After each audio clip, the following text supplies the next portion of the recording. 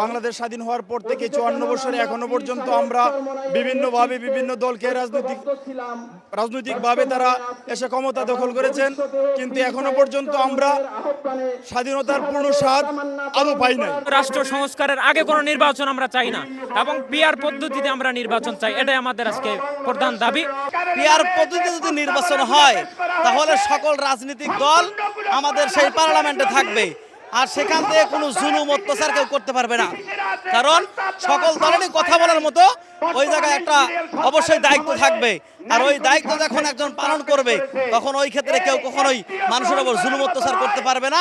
দেশে যদি সুন্দর একটি নির্বাচন আমরা উপহার পেতে চাই তাহলে পিআর পদ্ধতির কোনো বিকল্প নাই। পিআর পদ্ধতিতে নির্বাচন হইলে সুন্দর সুস্থ একটি নির্বাচন আমরা উপহার পেতে পারি। 24-এর যে গণ অভ্যুত্থানের সময় যে সমস্ত ছাত্রদেরকে এবং জনসাধারণ মানুষকে যেভাবে হত্যা করা হয়েছে এর অবশ্যই বিচার চাই।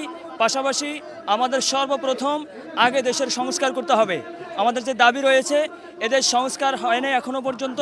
শেখ হাসিনা বিগত যে অপরাধটা করেছেন আমাদের দিকে আমরা কোনোদিন এরকম ভাবি না যে সে এরকম অপরাধ করবে, এবং নেক্সটে যে হাসিনাকে আমরা বিচার চাই, কেননা এরকম কেউ যেন দুঃসাহস যেন না করতে পারে। নিরপেক্ষ বিচার চাই। যদি এরকম বেশিরভাগ আবার তৈরি হয় তাদেরও বিচার চাই।